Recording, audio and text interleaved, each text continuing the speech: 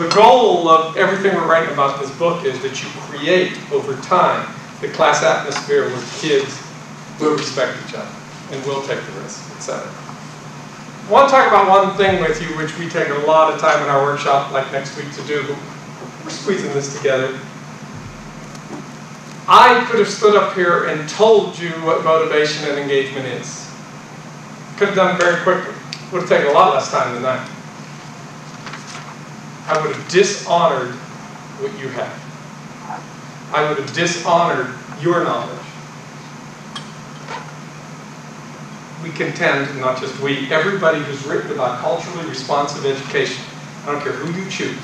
Geneva Gay, Joan Wink, go through the list. James Banks, on and on and on and on.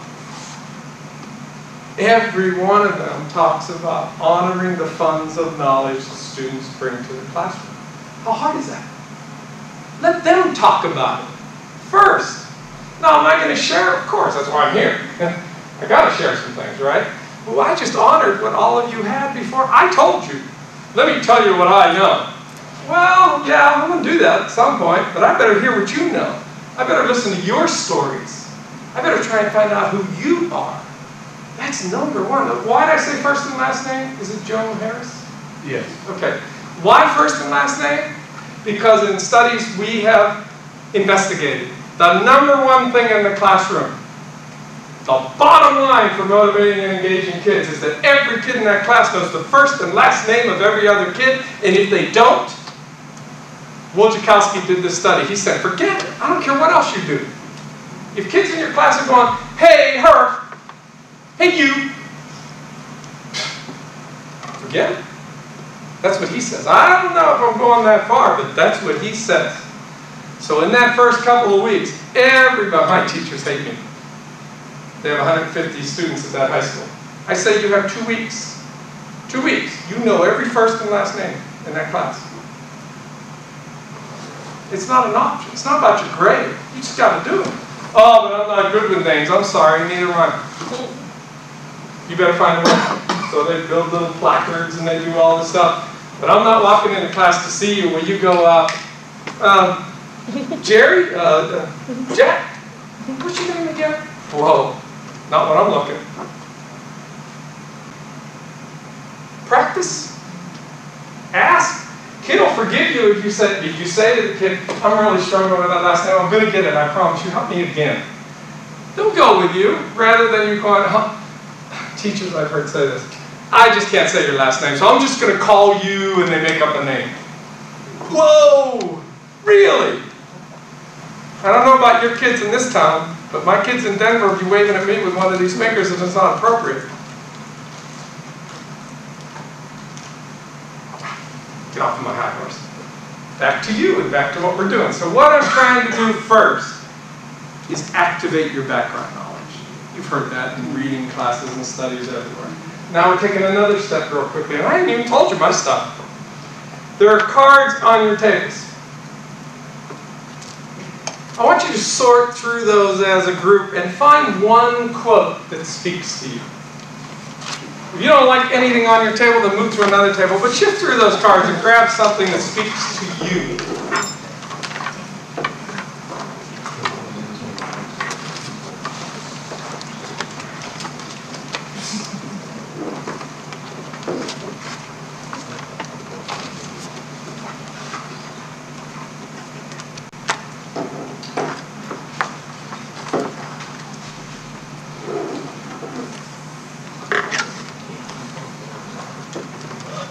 Hoping about now you found something.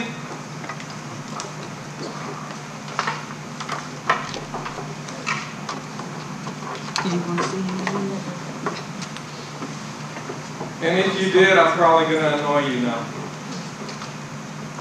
Okay. When the music starts, when you hear the music start, you're going to all stand up and start exchanging cards. You may get yours back, you might not. When the music stops, whatever card you have, whoever you exchanged with last, you're going to talk about, read that quote and talk about it even though it's not one you chose, and they're going to read that quote and talk about it even though it's not one they chose. You with me? The music starts, stand up and start exchanging cards. When it stops, whoever you exchanged with last, that's your partner. First and last name of that partner. First and last name. I'm sorry, not every group got the finish. I know that, especially group of 3 probably didn't get the finish. I apologize. But what I need you to do right now, and that group of 3 is a good example. I need you to take your cards with you and form a group of 3. And then I'll tell you what we're going to do. So you can just form a group of 3. Not 4, 3. You got 3 here, 3 there, 3 here, 3 there. We have 2. Okay, there's a gentleman who's returning. He had to do something with the school administration or something like that. So he'll be in your group. What was his name? Can anyone help me? Michael. Yeah. He's going to return and he'll be in your group. Now, I want you in your group of 3 to talk about this activity and how you could, remember, first of all, there's no activity that works for everybody. There's no, I would never be a presenter that came in and said, you do what we asked you to do. 100% of your kids will be, that's ridiculous, okay? But I want you to talk about this activity in this way. How could you use this in your classroom, as a counselor, as an administrator, with your staff, whatever position you're in? How could you use something like this to activate background, to build background knowledge? They're 2 different things. First, we were activating your background knowledge. Now we gave you some quotes that we did our research from. Now we're building some background knowledge. Some of you may look at those quotes and go, oh yeah, I know this stuff. Just like the kids might. But some of you go, who's this guy? I never heard of him. Okay, so I want you to talk in your group of 3.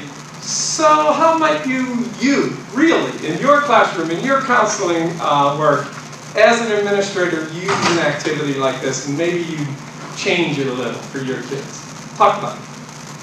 Once again, I greatly apologize to those who didn't get to say their statement. I'm trying to model some ideas here and get honoring the way you'd use it. Think about this for your classroom and your students. When I go teach at the university, I could tell people how to do this stuff. And they could be sitting there going, God, I got to get gas in my car. The person that does the talking does the learning. You were doing the learning a minute ago. Now I'm doing the learning, and you could be thinking, I got to pick up my kids at 5 o'clock. And you, all the time, you can be looking at me going, just like your kids do in the classroom. They're like this. And they're thinking, well, I got a basketball game after school today. God, I hope we can beat us. The person that does the talking does the learning. Or the writing, or whatever piece you look at.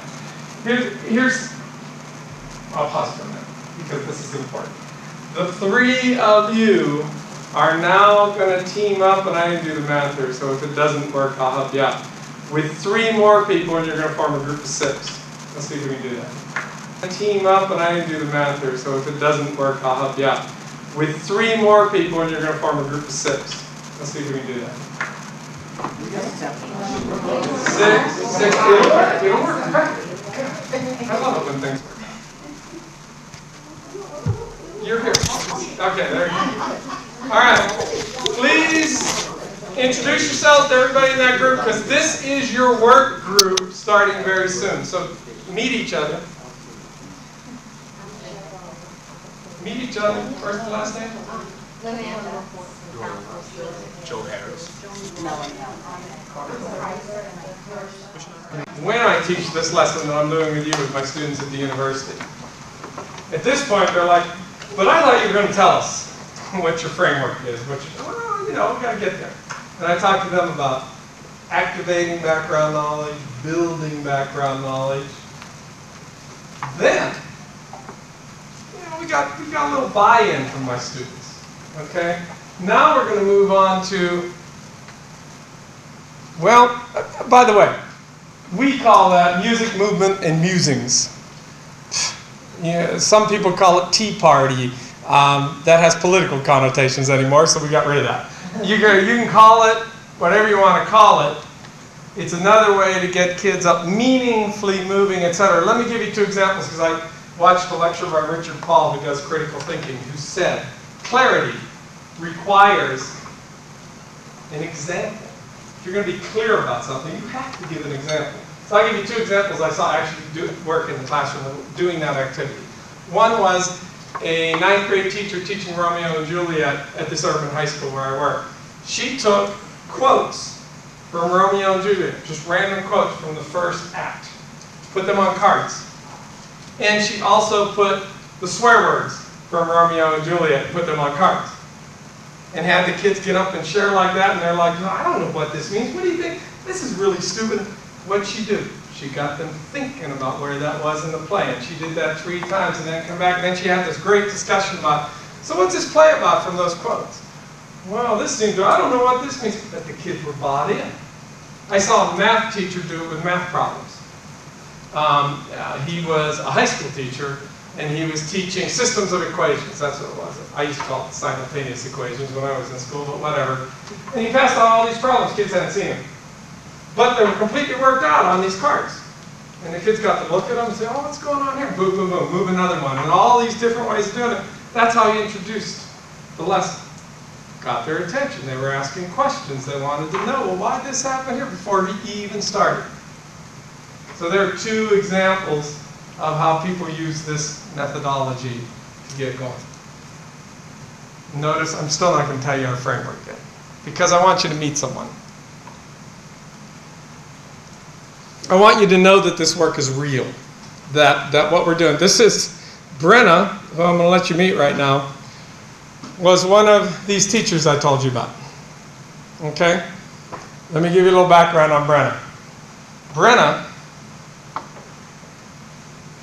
how do I describe this? Had the class for hell. 9th grade class.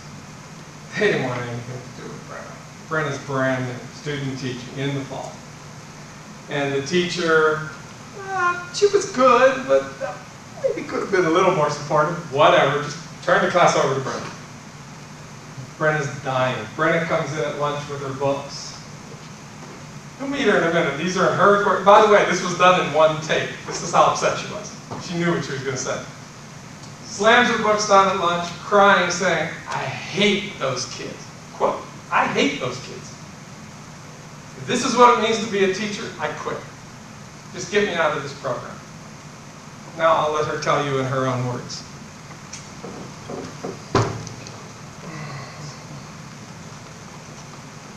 By the way, if any of you want to show this to any teachers or fellow staff members or whatever, we have a Clock Watchers Facebook site.